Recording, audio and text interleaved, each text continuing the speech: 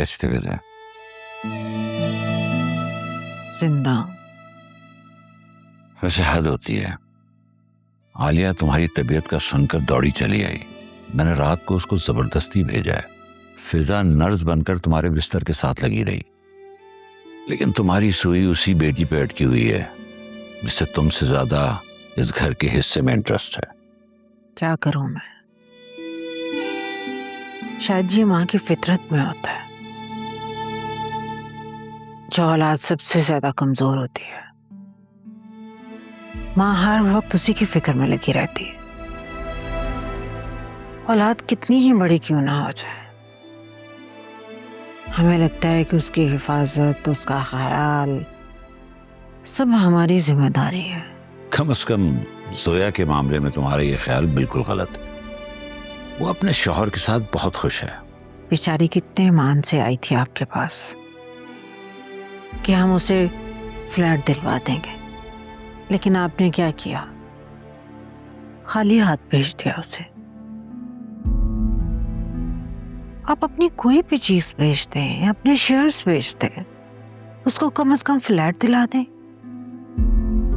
लेकिन नहीं, आपने तो कसम खा रखी है। कोई कसम असम नहीं खा रखी। एक बात याद रखो, बात अहम नहीं होती, बात करने का अंदाज अहम होता है। इन शेयर्स और सर्टिफिकेट से इस घर का खर्चा चलता है, और फिर आखिर फिजा की शादी भी तो करनी है। वो कहां से करोगी? क्या उस दिन तुमने उन लोगों का अंदाज देखा था? आखिर ये बताओ कि हमने जोया के लिए क्या कुछ नहीं किया, और उसको देखो, वो कैसे गुरूर के साथ शौहर का हाथ थामे चली गई, और अपना फोन भी बंद कर रखा है। और तो और उसने अपने शौहर के फोन से मैसेज किया है कि जब तक बात नहीं करूंगी, जब तक मेरा मसला हल नहीं करेंगे। ये कोई तरीका है? खुद को उसकी जगह रखकर देखें, फिर पता चलेगा आपको। जरूरत इंसान को खुद गर्ज बना देती है। और फिर ऐसे मकान का क्या फायदा असलम साहब, जो औलाद को हमसे दूर कर दे। माँ बाप तो घर बनाते हैं अपने बच्चों को अपने साथ जोड़े रखने के लिए, ना कि मकान को औलाद पर तरजीह देने के लिए। बहरहाल मैंने और आलिया ने डिसाइड किया है कि हम जोया को एक फ्लैट लेकर दे दें, लेकिन फ्लैट जोया के नाम पर होगा। लेकिन खबरदार, अभी उससे राब्ता करने की और वहां जाने की कोशिश बिल्कुल मत करना। जब उसे तुम्हारा ख्याल नहीं है तो तुम्हें भी उसके सामने इतना बेचैन होने की जरूरत नहीं है। आप तो जानते हैं कानों की कच्ची है वो। उसके शौहर ने जो कहा उसने मान लिया। खानों की कच्ची? दूसरे बच्चे की माँ बनने वाली है, क्या अब भी उसे अकल नहीं आएगी? उस पे गुस्सा क्यों हो रहे हैं आप? क्योंकि तुम उसे शौहर की हर जायज नाजायज बात मानने की पट्टियां पढ़ाती हो। तो और क्या करेगा? जब उसकी सोचने समझने की, पढ़ने की, कुछ सीखने की उम्र थी तो हमने उसकी शादी कर दी। वो मां बन गई।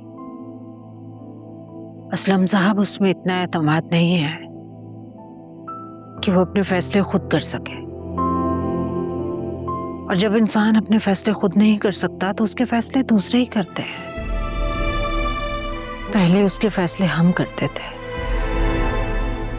अब शौहर करता है। कल को औलाद करेगी, हमारी गलती है, हमने उसके साथ जुल्म किया है, उसकी तालीम मुकम्मल नहीं होने दी। और अब मैं उसके लिए कुछ भी अच्छा करने का सोचती हूँ तो मेरे अंदर एहसास पैदा होता है कि शायद मैं अपनी बेटी के लिए कुछ अच्छा कर रही हूँ। और अब मैं उसके लिए कुछ भी अच्छा करने का सोचती हूँ तो मेरे अंदर सिर्फ एक ही ख्याल आता है कि मैं अपनी गलती का अज़ाला कर रही हूँ।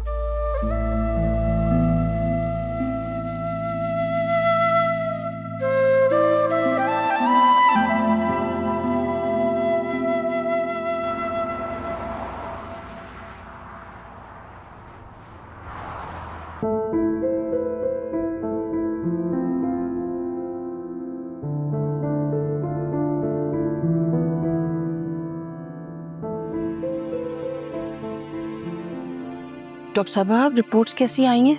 रिपोर्ट्स तो बिल्कुल ठीक आई हैं। जब रिपोर्ट्स ठीक आई हैं तो फिर हमें कोई गुड न्यूज क्यों नहीं मिल रही है? देखें, ये तो अल्लाह के हाथ में है, जब अल्लाह का हुक्म होगा तभी होगा। और वैसे भी आपको कुछ साल तो वेट करना चाहिए ना, कुछ वक्त गुजरने दें, फिर आप फिक्र कीजिएगा।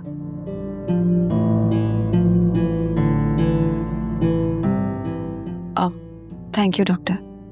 अरे रुको भाई, मेरी बात अभी पूरी कहाँ हुई है? देखिए डॉक्टर साहब, आपने अगर मजीद टेस्ट करवाने हैं तो करवाएं, और दवाएं लिख कर देनी है तो दे दें। बस अल्लाह ताला मेरे वासी को जल्द से जल्द औलाद दे दे। मैडम, मैंने आपको बोला ना, वो बिल्कुल ठीक है। फिर भी आपकी तसल्ली के लिए मैं मल्टीविटामिन लिख के दे रही हूँ।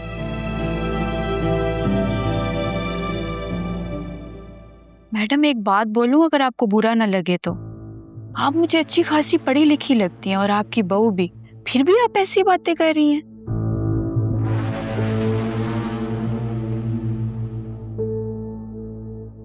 हम आपको ट्रीटमेंट के लिए पैसे दे रहे हैं, अखलाकियात पे लेक्चर देने के नहीं। आप वो काम करें जिसमें आपने स्पेशलाइज की है। चलो भाई उठो। दरवाजा बंद करके जाइएगा। जी।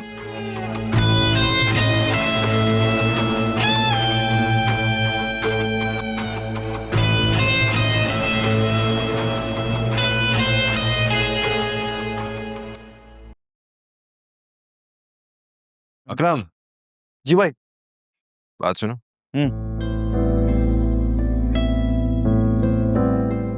किधर गायब होते हो भाई? तुम सारे दिन घर में नजर ही नहीं आते हो, क्या चल रहा है? अरे आपको बताया होता, पैडल कोर्ट का सेटअप स्टार्ट कर रहा हूँ। जगह फाइनल हो गई है, एडवांस भी दे दिया है, बस कंस्ट्रक्शन स्टार्ट हो रही है, उसी में मसरूफ हूँ। ना किसी से कोई मशवरा किया, ना किसी से कोई माली मामला डिस्कस किए। काफी बड़े हो गए हो तो। मेरे एक दोस्त है सुल्तान भाई, सारी इन्वेस्टमेंट वो कर रहे हैं। बस समझ लो उसका और मेरा कनेक्शन ऐसा है जैसे मेरे और आपके ताल्लुकात है ना, बिल्कुल भाइयों वाले मामलात हैं। बहुत जल्द आपको उससे मिलवाऊंगा।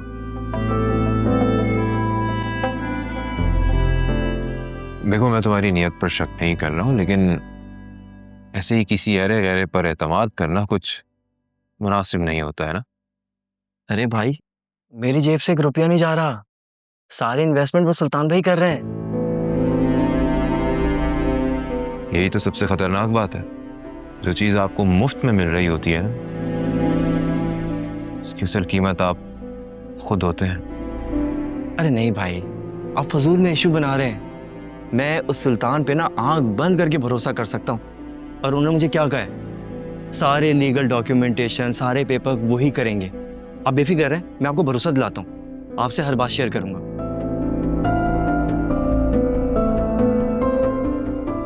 अगर तुम इतना ही कॉन्फिडेंट हो तो फिर बेस्ट ऑफ लक। गले नहीं मिलेंगे यार। अब देखो, ये जबरदस्त सेटअप स्टार्ट किया, और पसंद आएगा आपको। फोकस होके काम करना है, ठीक है? खैर तो है, आज दोनों भाइयों में बड़ा भाईचारा नजर आ रहा है। 2 भाई मिलके हंसी खुशी बात कर रहे थे, उसी दौरान हमारी प्यारी मम्मी आ गई।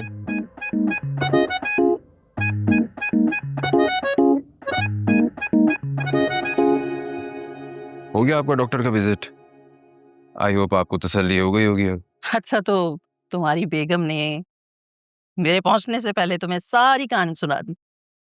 मम्मी, हमने कल ऑनलाइन रिपोर्ट्स चेक कर ली थी, सारी रिपोर्ट्स क्लियर हैं। आपने ख्वामखा वहम पाल लिया, बस और कुछ नहीं है। जब सब कुछ ठीक है तो फिर इतना वक्त क्यों लग रहा है?